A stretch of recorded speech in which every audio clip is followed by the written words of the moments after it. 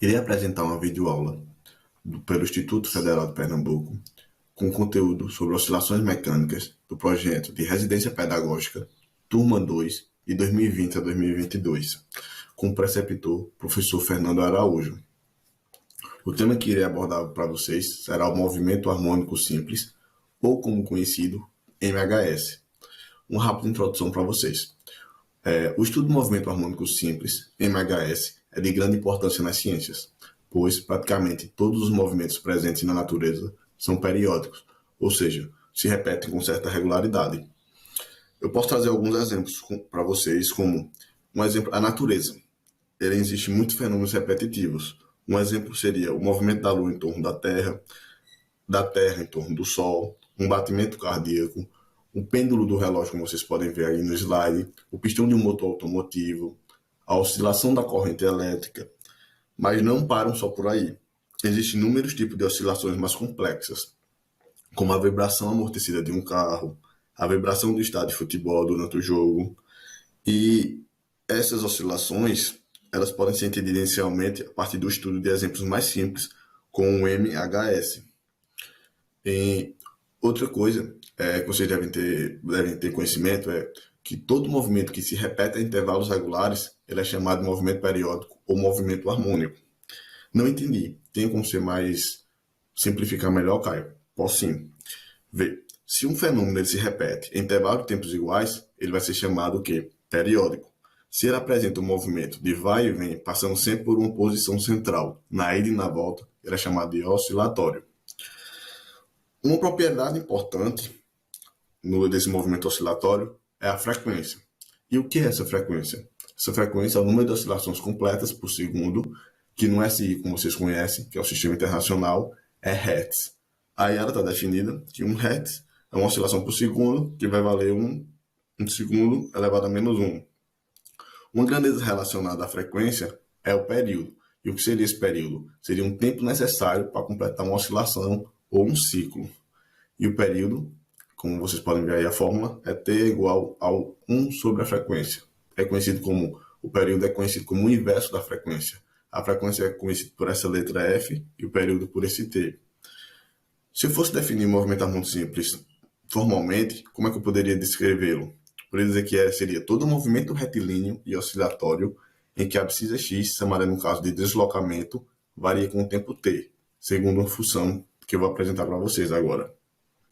Essa seria a função horária do deslocamento, onde esse x será o deslocamento e ele vai estar em função do t, vai ter a amplitude, vai ter o cosseno, vai ter o que a grandeza vai definir, vai variar de acordo com o tempo.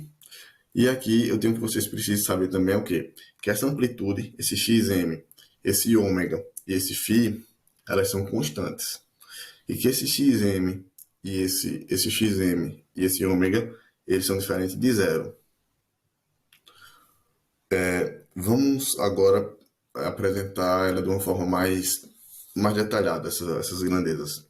Como eu disse a vocês, nesse tipo de movimento, o deslocamento x da partícula em relação à origem é dado por uma função que vai depender do tempo. Então vejam, aqui seria o x de t, que seria esse primeiro aqui, que é o deslocamento que está em função do tempo. Ela seria em função do tempo. O xm seria a amplitude, denominada amplitude do movimento, e é uma constante positiva, cujo valor depende do modo como o movimento foi produzido. Esse índice m, pequenininho aqui, ele indica o valor máximo, já que a amplitude representa o deslocamento máximo da partícula em um dos sentidos. Como vocês podem ver aqui, tem uma função cosseno. Ela vai variar entre os limites mais ou menos 1. Assim, esse deslocamento x de t, ele vai variar entre os limites mais ou menos de xm. Uma grandeza dependente do tempo, como eu falei, essa aqui, ela é chamada de fase do movimento. E essa constante, que é φ, ela é a constante de fase ou ângulo de fase. O valor de φ depende do deslocamento e da velocidade da partícula no instante t igual a zero. A constante ômega, ela é denominada frequência angular do movimento. E aqui eu deixei ela. E como é que ela, por definição, ela é 2π sobre o período. Vocês lembram aqui no slide anterior que o período é o inverso da frequência? Substituindo o valor do período, eu tenho que 2π vai ser o inverso da frequência. Vocês sabem que divisão de fração, pego o numerador e divido pelo inverso do denominador. Eu vou chegar que a frequência angular vai valer 2π vezes a frequência. Vocês devem lembrar também que a unidade de frequência angular no SI é o radiano por segundo. Por coerência, o φ deve ser expresso em radianos. Aqui eu vou mostrar como a constante de fase ou ângulo de fase, como é que ela atua quando ela é diferente, quando ela é igual a zero. Aqui nessa curva azul, isso aqui foi obtido por uma função horária, por essa função horária, e essa curva azul é com φ igual a zero, enquanto a vermelha não. A curva vermelha vai diferir nesse primeiro caso aqui da azul apenas pelo fato da amplitude x' m ser maior. O deslocamento da curva vermelha e para cima e para baixo vocês podem ver que são bem maiores que a da azul. Já no segundo caso, a curva vermelha vai diferir da curva azul apenas pelo fato de que para a curva vermelha o φ vai ser igual a menos π sobre 4 rad em vez de zero, como é no caso da azul, tá vendo? E o valor negativo de φ desloca a curva para a direita. Agora vocês vão ver o decorrer do conteúdo com os meus colegas.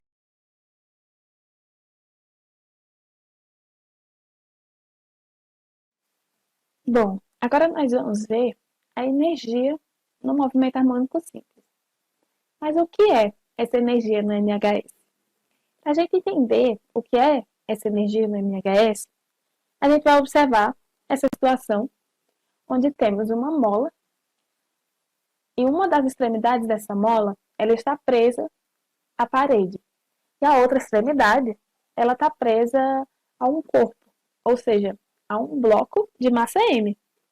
Então, supondo que a gente comprima essa mola, de que forma?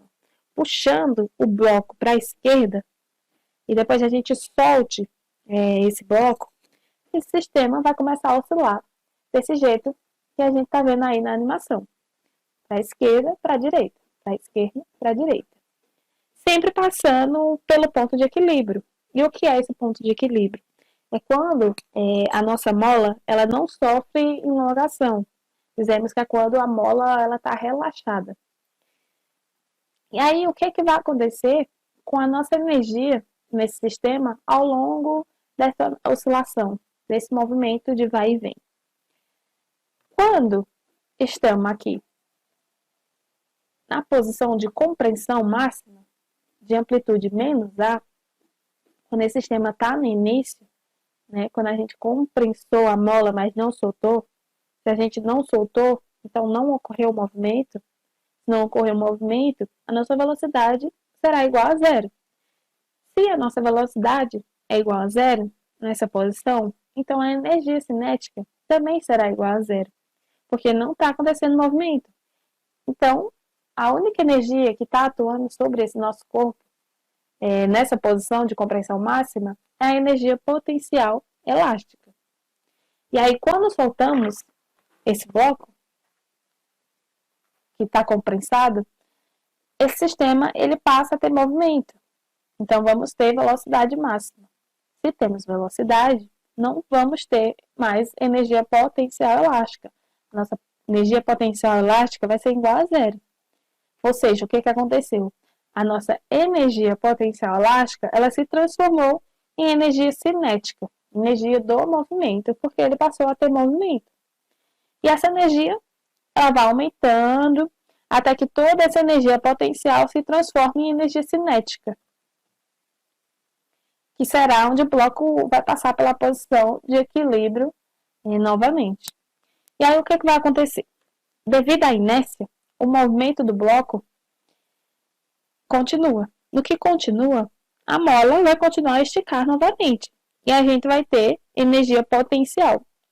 Porque nessa posição, o bloco ele se encontra parado com velocidade igual a zero. Se não temos velocidade, não temos energia cinética. E o que vai estar atuando sobre ele? Energia potencial. Então, o que aconteceu aí? A energia cinética, ela passou a se transformar em energia potencial, da mesma forma que a energia potencial tinha passado a se transformar em energia cinética. Então, esse movimento ele vai continuar se repetindo ao longo do tempo. Então, relembrando, quando a energia cinética for máxima, a energia potencial será mínima e vice-versa, ok? E aí, o que acontece com as nossas fórmulas? Na energia cinética, a gente vai ter mv ao quadrado sobre 2. M é a nossa massa do corpo e V é a velocidade. Então, percebe que aqui em energia cinética vai entrar a velocidade. Por quê? Porque a energia cinética é quando o corpo passa a ter movimento. Na energia potencial, a gente vai ter kx ao quadrado sobre 2. K é a nossa constante elástica e x é a enlongação ou compreensão da mola. Então, energia potencial, não teremos velocidade, porque para a gente ter energia potencial, a velocidade deve ser igual a zero. E aí, o que acontece se a gente somar energia potencial com a energia cinética? A gente vai ter a energia mecânica, que é a soma das duas energias, que é mv ao quadrado sobre 2 mais kx ao quadrado sobre 2.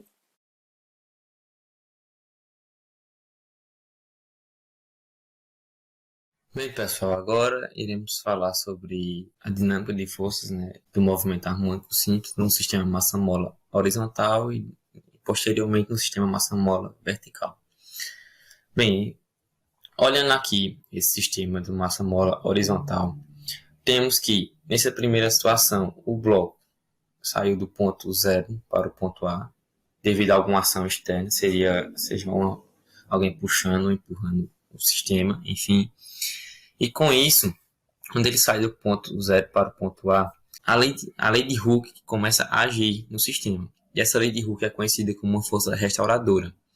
Ou seja, quando o sentido da velocidade estiver indo do ponto 0 para o ponto a força restauradora, que é contrária ao movimento, vai sair do ponto A para o ponto 0, tentando com que o sistema volta a seu ponto de equilíbrio. E assim sucessivamente. Saindo do ponto 0 para o ponto menos A também, fazendo com que o movimento complete uma oscilação completa, tenha uma oscilação, depois chegue ao ponto de 0 também. Quando a velocidade vir do ponto A para o ponto 0, ela vai ter sentido para a sua esquerda. E continuando esse sentido, do ponto 0 para o ponto A, temos que a força, nesse trajeto aqui, do ponto menos A para o ponto 0, vai ter sentido contrário. Por quê? Porque a lei de Hooke, como é conhecida, é uma força restauradora, que quer fazer com que o sistema volte a seu ponto de equilíbrio. Mas essa situação vai se repetir indefinidamente. Por quê? Porque estamos desconsiderando o atrito, certo? E outro ponto que a gente deve olhar é que, para a velocidade igual a zero, temos que a aceleração e a força com o módulo máximo A, seria aqui, o módulo mínimo em menos A. Certo, pessoal? Agora vamos ver o sistema massa-mola vertical, no caso. Bem, como eu disse no exemplo anterior, estamos desconsiderando o atrito. Quando a gente desconsidera o atrito nesse sistema massa-mola vertical, vemos que o atrito aqui seria a resistência do ar, que já sendo desconsiderado. Temos apenas duas forças. A força, o peso, no caso, que se dá através da aceleração gravitacional, e a força elástica. Como eu disse anteriormente, a força elástica é contrária ao movimento, ou seja, a atração gravitacional vai fazer com que esse bloco desça, mas a força elástica, como a força restauradora, vai fazer com que esse bloco suba, ou seja, fazendo com que ele não se mexa, permaneça na posição de equilíbrio aqui, certo? Não desça nem para o ponto A e nem suba para o ponto menos A. E calculando aqui a força resultante também, temos que a força elástica, que é a lei de Hooke, é igual a menos kx. K a constante da mola e x o deslocamento que o corpo vai ter, seja ele para o ponto A ou para o ponto menos A. E o peso, que seria P igual a M, que é a massa do bloco, vezes G, que é a gravidade, a aceleração gravitacional. Aí, aqui, fazendo o somatório das forças, temos que a força resultante é igual a força elástica menos o peso. Por que menos o peso? Vocês podem notar aqui que o peso, eles são contrários em sentidos. Enquanto o peso está indo para baixo, a força elástica está indo para cima. Ou seja, os sentidos deles são opostos. Quando os sentidos são opostos, nós temos a diferença desses pesos, certo? Assim, temos que a força resultante é igual a menos kx menos mg. Olhem para essas duas grandezas aqui, massa e aceleração gravitacional. Vejam que elas são invariantes aqui nesse sistema. A massa não varia, a massa é fixa do bloco e a aceleração gravitacional também não está variando. Ou seja, isso aqui é uma constante. Como é uma constante, eu vou chamar ela de P mesmo, para simplificar o cálculo. E tenho que a força resultante é igual a menos kx menos o peso. E vamos olhar o período que vai oscilar esse sistema e o anterior que a gente viu, que é o sistema massa-mola horizontal também. O período de ambos os sistemas é igual a T grande é igual a 2π vezes raiz de m sobre k. Certo, pessoal?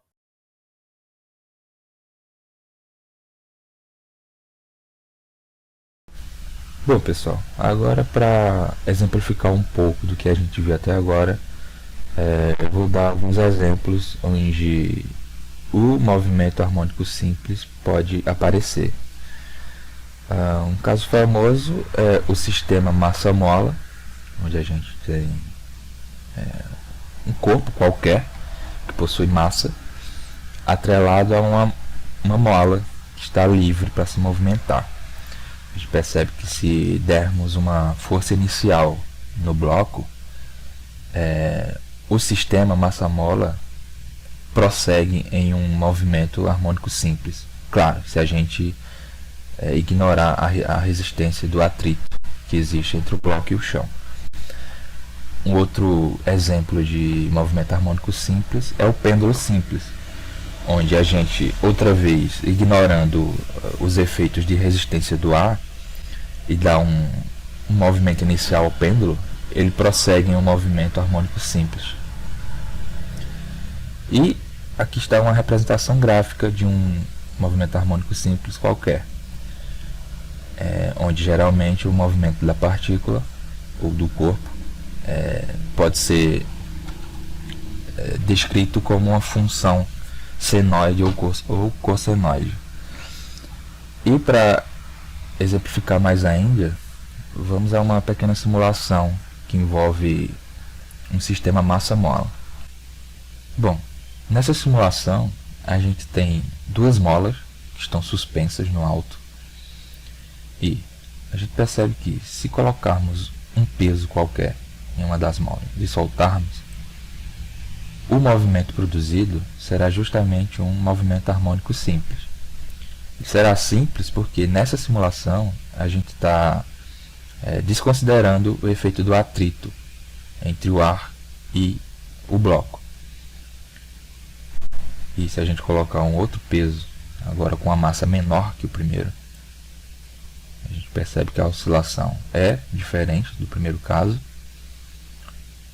porém também se trata de um movimento harmônico simples, pois se trata de um mesmo sistema que está numa mesma situação física, ou seja, o atrito também está sendo ignorado. Agora, falando um pouco dos vetores, velocidade e aceleração, a gente percebe que na mesma situação esses vetores serão representados dessa forma, onde o vetor verde é o vetor de aceleração e o vetor ou melhor, o vetor verde é o vetor de velocidade e o vetor amarelo é o vetor de aceleração. Se a gente vê os vetores de força agora, percebe que a força gravitacional está sempre apontada para baixo e a mola sempre apontando para o sentido oposto ao do movimento. E para exemplificar um pouco da energia envolvida no movimento harmônico simples, a gente tem aqui um pequeno esquema que demonstra todas as energias presentes nessa situação. Este gráfico de barras verde representa a energia cinética do bloco, que está relacionada à massa do bloco e à sua velocidade. Esse outro gráfico de barras representa a energia potencial gravitacional, que envolve a massa do bloco e a altura desse bloco relativa à Terra, e a energia potencial elástica do bloco, ou melhor, do sistema, porque ela está relacionada com a mola e a sua constante de mola. A gente percebe que, se somarmos tanto a energia cinética como as energias potenciais do sistema massa-mola, a gente percebe que a soma delas em qualquer momento dá igual ao que a gente chama de energia total, e essa energia total ela é conservada.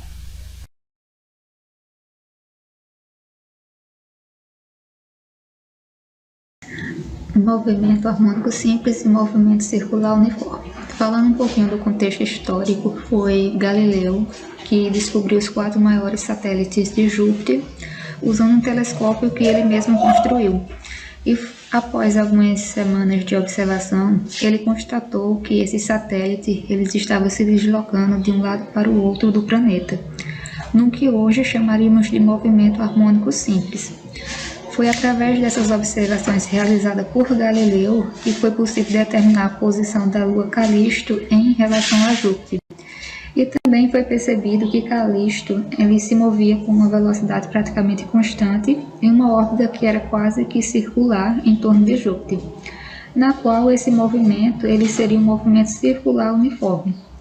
De uma forma mais formal, podemos dizer que as observações de Galileu nos levam à seguinte conclusão. O movimento harmônico simples é a projeção do movimento circular uniforme em um diâmetro da circunferência ao longo da qual acontece o movimento circular. E através da animação abaixo, nós podemos perceber que enquanto a partícula, essa bolinha verde, ela realiza um movimento circular uniforme e ela se desloca realizando um círculo. Já o bloco vermelho, ele realiza um movimento oscilatório que é de vai e vem. Podemos fazer a projeção do movimento harmônico simples com o movimento circular uniforme através de um círculo de referência, igual esse da primeira imagem, quando o segmento OP ele vai fazer um ângulo φ com um eixo x. E se tomarmos o ponto P igual a zero, como ponto de referência, depois de um certo tempo, igual na imagem 2, essa partícula ela vai se mover com uma velocidade angular, que chamaremos de ômega, e essa partícula ela passa a ocupar a posição onde o segmento OP agora ela vai formar um ângulo com o eixo x. Sabemos que a componente x, que representa o vetor A do movimento harmônico simples, é dado por x vezes a amplitude vezes o cosseno de θ, sendo que o ângulo θ ele é dado pela posição inicial, ou seja, o ângulo φ, que é chamado também de ângulo de fase, somado com a velocidade angular multiplicada pelo tempo. Com isso, ficaremos com θ será igual a ômega versus t mais o ângulo de fase. Fazendo a substituição, ficaremos com a projeção da posição seguinte: a amplitude vezes o cosseno, ômega t mais o ângulo de fase. Também temos a projeção da velocidade do movimento circular uniforme, que ela é dada pela amplitude menos a amplitude ômega seno de ômega t mais φ. O sinal negativo da projeção da velocidade se dá pelo fato dessa velocidade ela estar no sentido negativo.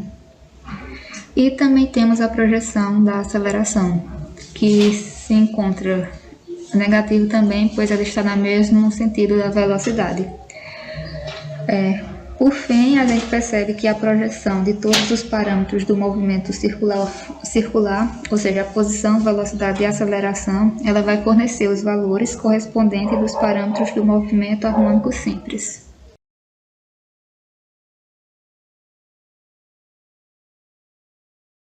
Bom, pessoal, vamos agora resolver alguns exercícios. No primeiro, um bloco cuja massa M é 680 gramas está preso a uma mola cuja constante K é 65 newtons por metro.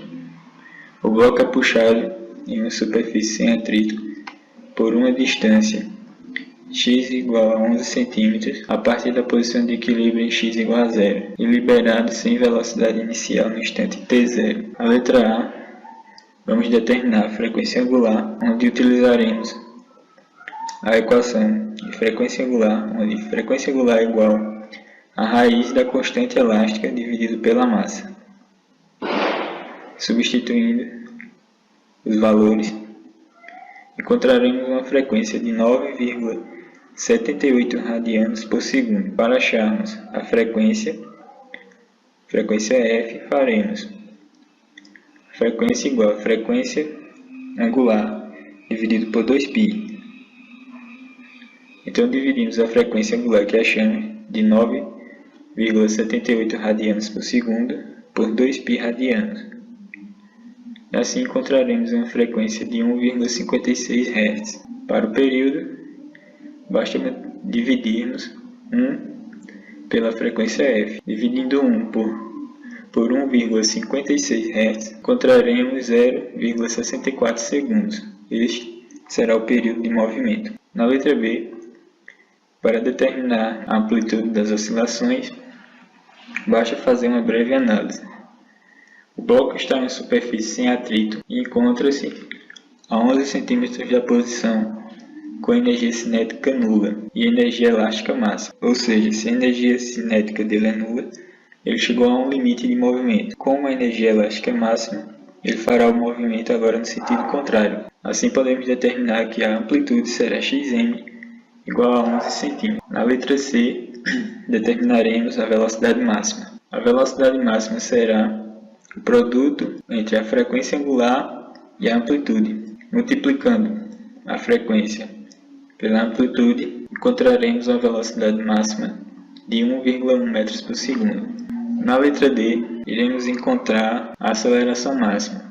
É bem semelhante à velocidade, porém aqui o produto será entre o quadrado da frequência angular e a amplitude. Então, multiplicando a amplitude pelo quadrado da frequência, encontraremos a aceleração de 11 metros por segundo ao quadrado. O próximo exercício pede para determinarmos a energia mecânica de um sistema massa-mola com a constante elástica de 1,3 Newton por centímetro e uma amplitude de oscilação de 2,4 centímetros. A equação da energia potencial e a equação da energia cinética são bem parecidas as duas, porém a energia potencial tem um cosseno ao quadrado, enquanto a cinética um seno ao quadrado. A energia total, a energia mecânica, será a soma dessas duas. Porém aqui, perceba que há esse termo entre colchetes é chamado de identidade trigonométrica, onde essa identidade trigonométrica vale 1. Multiplicando o termo fora por 1, permanece tudo igual. Assim podemos escrever a energia mecânica sendo energia igual a constante vezes a amplitude ao quadrado dividido por 2. Agora, substituindo os valores para a constante e a amplitude, e realizando os cálculos, encontraremos uma energia mecânica de 3,7 vezes 10 elevado a menos 2 joules. O próximo exercício, um pêndulo é formado por um disco uniforme de raio 10 cm e 500 gramas de massa, preso a uma barra homogênea de comprimento L igual a 500 mm e 270 gramas de massa. Letra A. Calcule o momento de inércia em relação ao ponto de suspensão. Primeiro, vamos identificar o momento de inércia em relação ao centro será mr² sobre 2. Porém, de acordo com o teorema dos eixos paralelos, o momento de inércia do disco é a massa do disco vezes o raio ao quadrado dividido por 2, mais a massa da barra vezes o comprimento da barra vezes mais o raio ao quadrado dividido por 2. O momento de inércia da barra será a massa da barra vezes o comprimento ao quadrado dividido por 3. Logo, o momento de inércia poderá ser escrito como a massa do disco vezes o raio ao quadrado mais a massa do disco vezes o comprimento mais o raio ao quadrado dividido por 2 mais a massa da barra vezes o comprimento ao quadrado dividido por 3. Substituindo os valores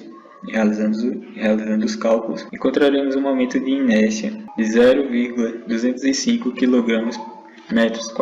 Na letra B, qual a distância entre o ponto de suspensão e o centro de massa do pêndulo? Tomando como origem o ponto de suspensão, o centro de massa está a uma distância LD igual ao comprimento mais o raio. Encontraremos aqui 0,600 mm e o centro de massa do sistema está a distância LB igual ao comprimento dividido por 2. Encontraremos aqui 0,250 metros. Assim, a distância entre o ponto de suspensão e o centro de massa do sistema vai estar a uma distância D igual a massa do disco LD mais a massa da barra vezes LB, dividido pela soma das duas massas, do disco e da barra. Aplicando os valores, fazendo os cálculos, encontramos uma distância de 0,477 metros. Para o período, faremos o período igual a 2π raiz quadrada do momento de inércia que já encontramos, dividido pela soma das duas massas,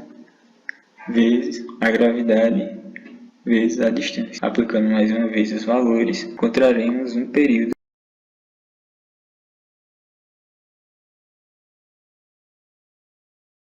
Agora eu irei falar um pouco sobre o oscilador de Arquimedes. Primeiramente, vamos relembrar. O princípio de Arquimedes, ele fala que todo corpo que se encontra imerso em um fluido recebe a ação de uma força vertical para cima, cuja intensidade é igual ao peso do corpo que está dentro do fluido. Com base nisso que eu falei, vamos analisar esses três casos. Na primeira imagem, podemos ver que o somatório das forças é igual a zero. O corpo ele tem equilíbrio no interior do fluido.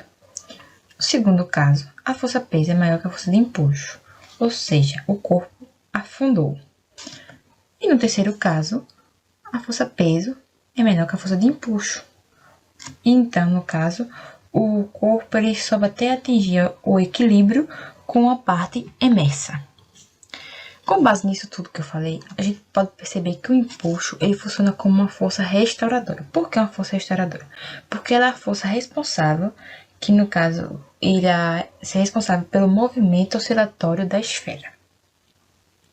Agora indo para um caso mais particular, que é o caso do paralelepípedo oscilador, sabendo que a força de empuxo é igual a densidade vezes a gravidade vezes o volume, e sabendo que, no caso, a gente está tomando como exemplo paralelepípedo, o seu volume vai ser H vezes A, e nesse caso, como o paralelepípedo ele está oscilando, esse volume vai ser uma função y, que depende da sua altura H e da sua posição y.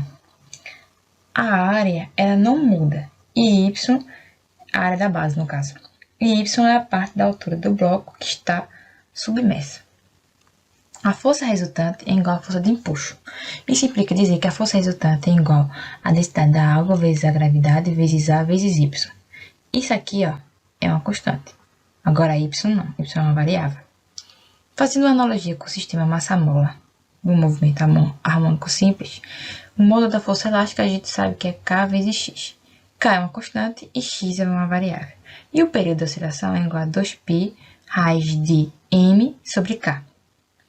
No oscilador de Arquimedes, a densidade da água vezes a gravidade vezes A está fazendo o mesmo papel da constante K do sistema massa-mola. Logo, a gente sabe, então, com base nisso, que o período do oscilador de Arquimedes, com base nessa analogia, T é igual a 2π raiz de m sobre densidade da água vezes a gravidade vezes A.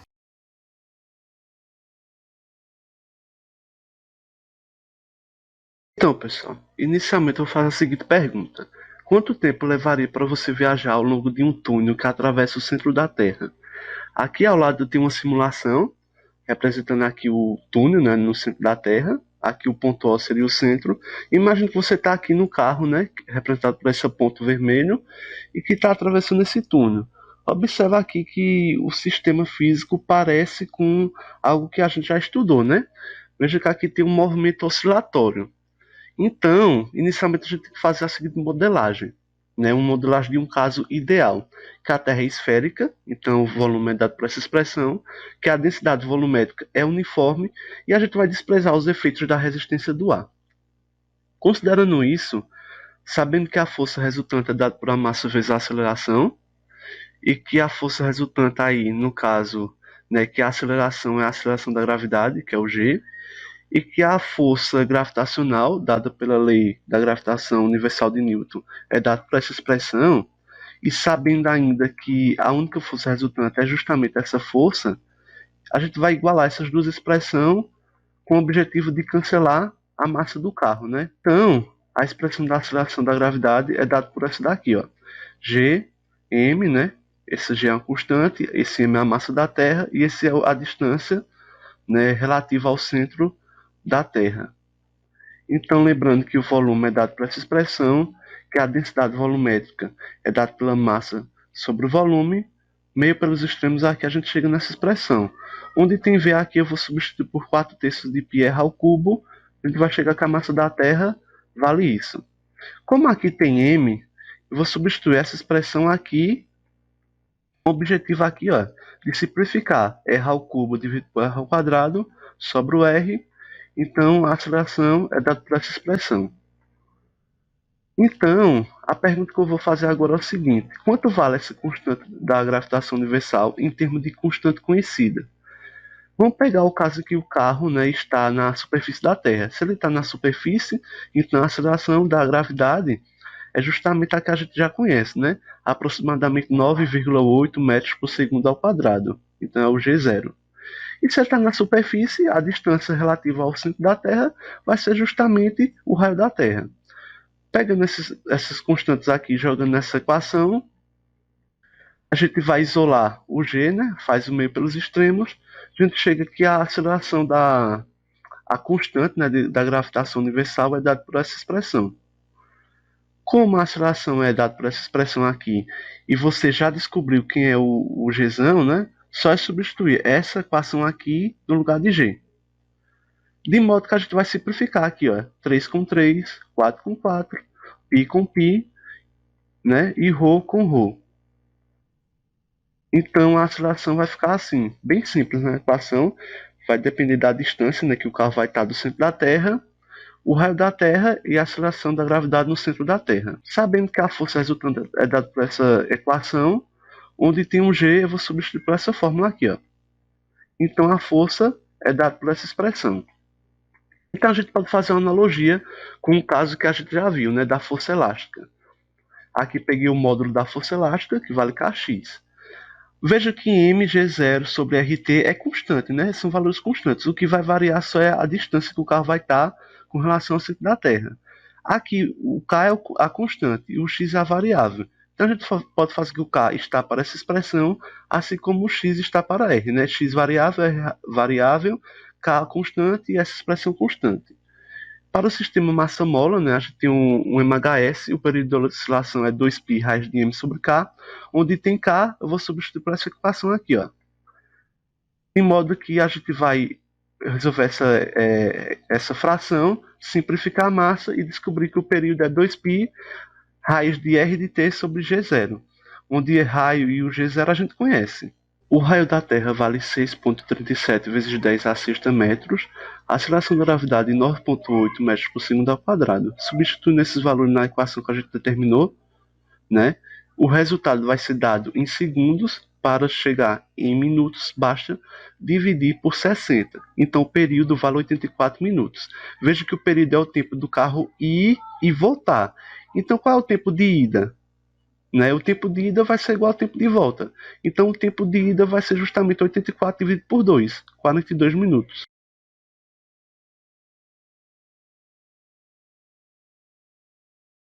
Olá pessoal, eu sou Almi e vou aqui apresentar para vocês sobre os 4 tipos de pêndulos que estamos aqui definidos a apresentar. Vamos lá, começamos com o pêndulo simples. Então, o pêndulo simples, né, para oscilações harmônicas simples, nos quais a força de retorno está associada à gravitação e não às propriedades elásticas do fio ou da mola, né? No primeiro, nós temos aqui o fio preso a um ponto fixo, onde nós temos o ângulo em relação a um ponto de equilíbrio, onde o peso B ele está deslocado à direita, né, na sua amplitude, enquanto que C está deslocado à esquerda de sua amplitude. No centro, a gente tem aqui o diagrama de forças, onde Px aqui ela é a componente tangencial em relação ao deslocamento do peso, e a componente PY ela tem a mesma direção aqui do comprimento de tensão, né? E aqui nós temos o peso. Aqui à direita nós temos que o deslocamento máximo, ele quando está máximo aqui em xm, significa que a velocidade é zero nesse instante, mas a aceleração é negativa devido à definição de aceleração, né? Por conta do negativo da frequência ao quadrado, né, vezes o deslocamento. Nós temos aqui essa imagem mostrando esse deslocamento, né, do pêndulo simples, sendo que essa amplitude ela está um pouco mais elevada do que o normal. Aqui a gente tem esse diagrama destacando que essa componente tangencial ela cria um torque restaurador, fazendo com que essa massa volte a retornar, né, no seu processo de oscilação para a esquerda e para a direita, né? Então, as forças que atuam nesse bloco, nessa massa, é a força de tração e a força peso, e temos aqui envolvidas suas componentes aqui vetoriais. Então, nesse processo envolve também o momento de inércia e a aceleração angular. Aqui nós temos uma simplificação, né, envolvendo o torque inicial e também um torque anterior, né, que é o momento de inércia vezes aceleração. Nós temos aqui que essa aceleração aqui é obtida dessa relação anterior e que é equivalente a essa aceleração angular, que é igual ao negativo da frequência ao quadrado vezes o deslocamento. Então, quando o peso do pêndulo se move para a direita, a aceleração aumenta para a esquerda, até parar, né, e voltar para a esquerda. Quando o peso está à esquerda, da posição de equilíbrio, a aceleração aumenta para a direita e assim sucessivamente, né, reproduzindo um movimento harmônico simples, né? Ou seja, eles oscilam, né, até o seu ponto de amplitude. Aqui nós temos essa demonstração até a gente encontrar o período, né, de oscilação, que vocês verem aqui, ó, que ele não depende de sua massa, e sim depende do comprimento do fio e da gravidade.